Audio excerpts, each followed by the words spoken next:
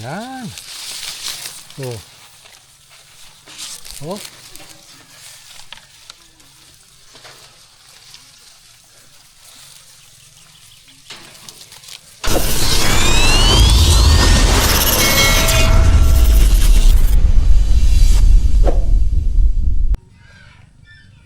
So, yun. Mga oldies at lodies.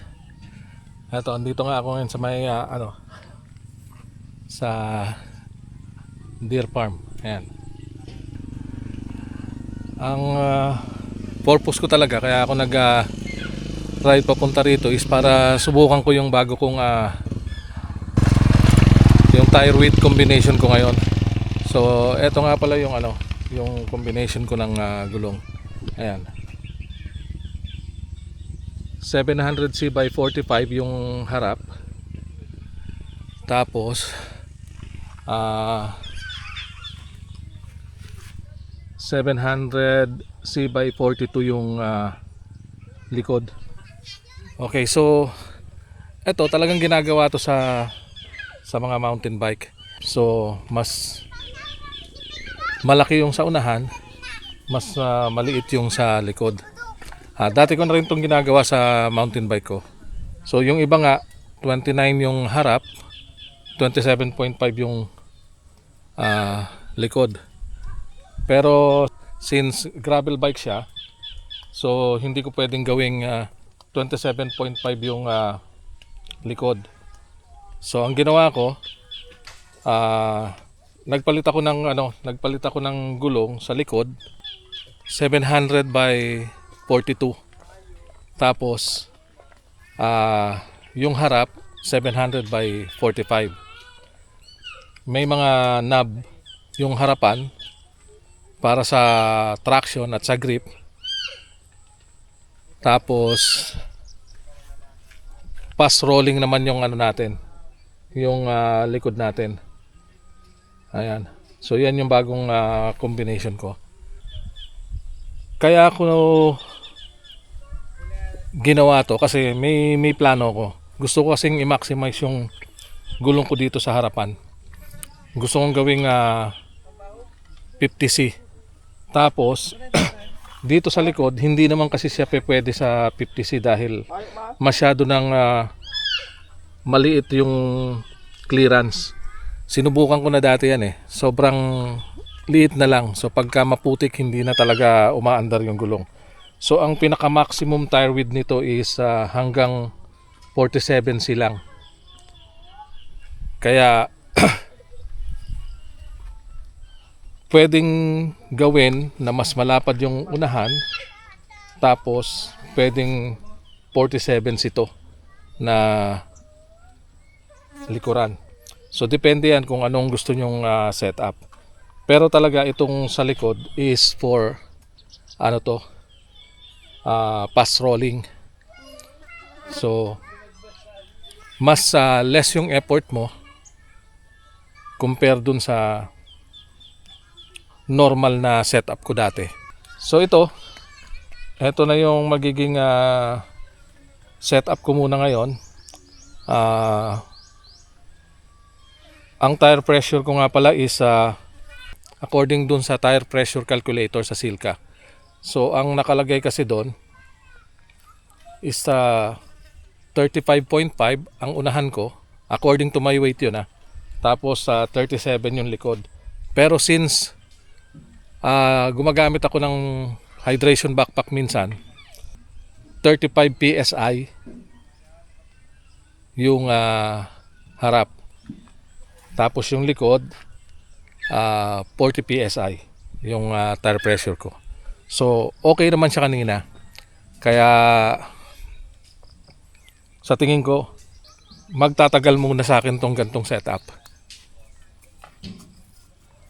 Tapos siguro sa mga susunod or in the future, baka mas lakihan ko yung unahan, gawin kong 50C, tapos 47 yung 47C yung likod. Eto kasi may mga gravel bike kasi na lumalabas ngayon na talagang mas malalapad na yung ano, yung gulong. Pwede mo nang gawing 2.0, 2.1, 25, mga ganon, or halos gulong na talaga ng MTB. Pero may mga gravel bike rin na talagang nakadesign sa ganun lang. Hindi mo na siya pwedeng lakihan. Katulad nito, ang tire width talaga nito dapat is 47C lang. Yan. Ito yung Trek DS Dual Sport 8.3. Hindi ko alam kung yun sa mga bagong labas ng Dual Sport ng Trek is mas malapad na yung clearance pagdating dito sa chainstay. Advisable yung ganitong setup kung ganun ang gravel bike mo na merong limit yung gulong mo sa likod, kung gaano kalapad ang pwede mong ilagay. So pwede kang lagay ng mas malapad sa unahan para nga dun sa riding style na gusto mo. Ang mas maganda pati, pag medyo malapad ang gulong mo, pwede kang magbaba ng tire pressure. So yun na yung magiging mong suspension. So habang lumalapad yung gulong mo, mas mababang tire pressure, lalo na kung naka-tubeless ka, pwede mong gawin. So mas maganda yung grip niya, saka pagdating din sa mga sa mga cornering. Tapos yung likod mo naman, pagdating sa patag, mabilis kasi naka-fast rolling na tire ka rin. So dapat ang combination is hindi siya parehas na gulong. Mas nabi yung unahan dapat, tapos fast rolling yung likod mo. So anyway, eto lang yung yung pinakita ko lang sa inyo yung yung tire width combination ko. At sinubukan ko siya. Okay naman yung resulta niya, kaya i-stay ko siya ng ganito muna.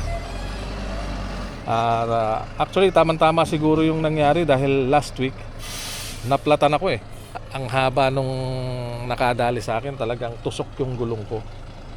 So sabi ko, magpapalit ako ng gulong. Kasi butas na yung yung gulong dito eh, tusok eh. Although hindi pa naman sana siya palitin, pero butas na nga. So bumili ako ng gulong. Paris yan eh. Pero nung kinabit ko siya, ito muna yung kinabit ko, yung likod. So nagkaroon ngayon ako ng idea na bakit hindi ko muna subukan yung ganitong setup para malaman ko kung okay siya. Kasi dati ginagawa ko talaga to sa mountain bike, mas malapad yung gulong ko sa unahan, mas narrow naman yung yung nasa likod ko, at okay na okay. So ngayon sinubukan ko ngayon siya. Kahapon ko lang actually kinabit yan eh. Pinakabit ko kasi ang hirap palabasin nung guhit dito. Pag hindi air pressure ang gamit, napakahirap bombahan, napakahirap palabasin. Masakit na yung paa ko sipa dito para lumabas yung guhit niya. Hindi ko nagkakaroon tuloy ng wiggle pagka hindi talaga nakalapat o hindi nakalabas yung lahat ng guhit sa side ng gulong. So dinala ko siya kahapon sa bike shop at pinakabit ko nga to. Ayan, ito ang setup ko ngayon. Ayan.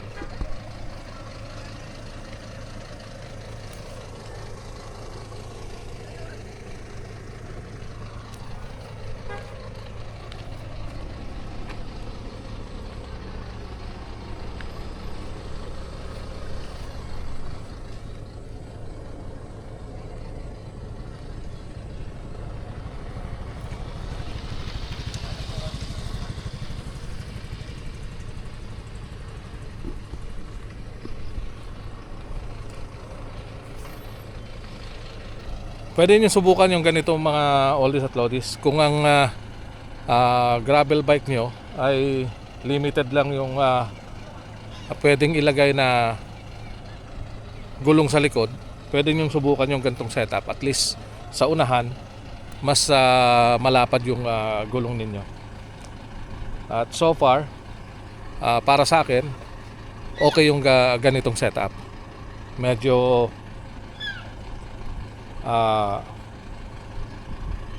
tugma naman dun sa riding style ko or dun sa discipline ko na depende kasi sa inyo yan eh. Kung ano yung discipline ninyo eh. So yun ang gagawin ninyong setup. So kung more on road kayo, pwedeng mag-stick lang kayo sa fast rolling na gulong. Pero kung talagang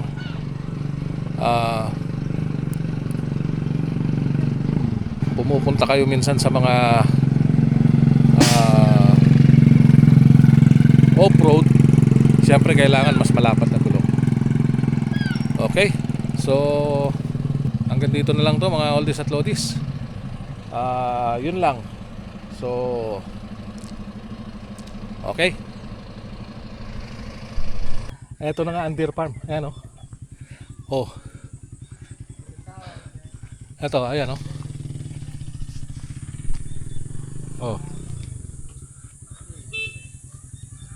Pwede naman pumasok, sir.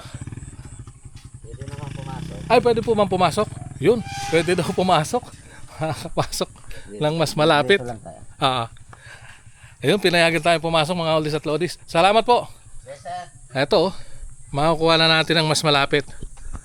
Oh. Ayan oh.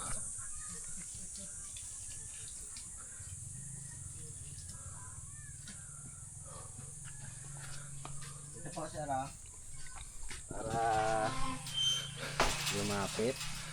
Oh, binigyan pa tayo ng pagkain ni Kuya. Ayan oh. Para lumapit daw.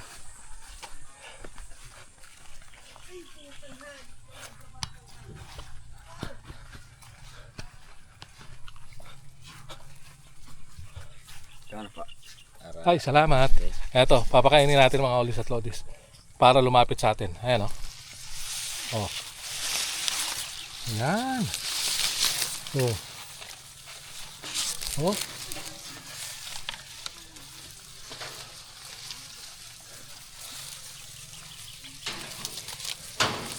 Ang dami nila ngayon ah.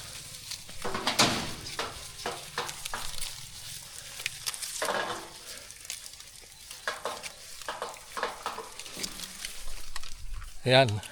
Dito to sa Ocampo mga oldies at lodies. Sa Ocampo.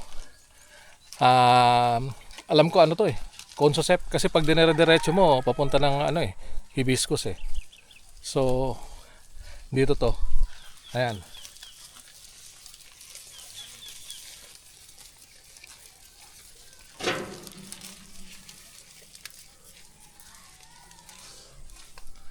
Ang laki na ito. Ganda.